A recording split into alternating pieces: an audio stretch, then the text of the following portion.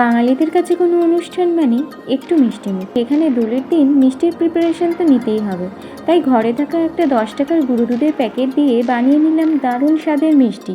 প্রথমেই আমার তরফ থেকে আমার সকল বন্ধুদের জানাই হ্যাপি হোলি। রান্নাটা করবার জন্য গ্যাসে কড়া বসিয়ে 1 টিস্পুন মতো ঘি গরম করে চায়ের কাপের 1.5 কাপ লিকুইড দুধ দিয়ে দেব।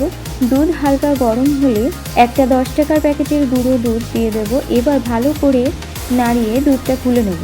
এবার এর মধ্যে দিয়ে দেব এলাচ গুঁড়ো ফ্লেভারের জন্য আর কিছুটা খোয়া ক্ষীর। আবারও ভালো করে নাড়িয়ে দুধের সাথে ভালো করে গুলে নেব। এরপর দিয়ে দেব 1 টেবিল স্পুন মতো কনডেন্স মিল্ক আর স্বাদ মতো চিনি। যেহেতু কনডেন্স মিল্ক দেওয়া হচ্ছে, চিনিটা একটু বুঝেই দিতে হবে। দরকার হলে মিষ্টিটা আপনারা একবার চেক করে যে যেমন মিষ্টি খাবেন এরকম হিসেবেই মিষ্টিটা দেবেন। এবার ভালো করে নাড়তে হবে যতক্ষণ না এটা শুকনো শুকনো হয়ে যায়। হাতকে রেস্ট দিলে হবে না, নাড়তে নাড়তে যখন কড়া থেকে এইভাবে ছেড়ে যাবে, একদম এরকম শুকনো শুকনো হয়ে আসবে, তখন পুর রেডি।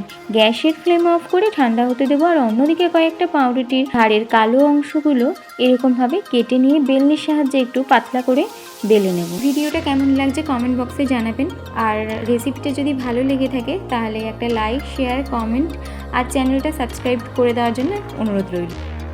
একটু চেপে বেললেই দেখতে পাবেন পাউরুটিটা বড় হয়ে যাচ্ছে, ঠিক এতটা পাতলা হবে। এরকমভাবে আমি সবকটা পাউরুটি বেলে নিয়েছি।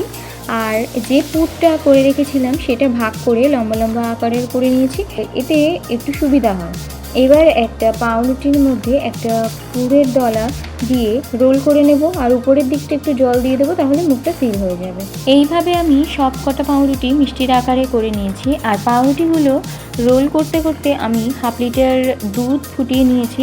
একটা বড় চামচের 1 চামচ কাস্টার্ড পাউডার নিয়ে নর্মাল টেম্পারেচারে থাকা 1 কাপ লিকুইড দুধ দিয়ে গুলে ফুটিয়ে নেওয়া দুধের সাথে মিশিয়ে দেব।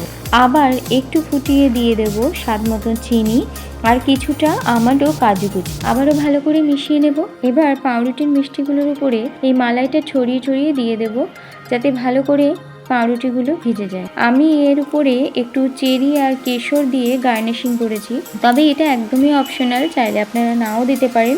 এবার এটাকে 1 ঘন্টা ফ্রিজে রেখে সার্ভ করার পালা। আমি ফ্রিজে রেখেছি, তবে রুম টেম্পারেচারে রেখেও খাওয়া যাবে। পাউরুটির মালাইটা ভিজে যাওয়ার জন্য 1 থেকে 1.5 ঘন্টা সময় দিতেই হবে, তা না হলে পাউরুটিটা নরম হবে না। বাড়িতে 2 দিন আগের এই পাউরুটি কেউ খেতেই চাইছিল না।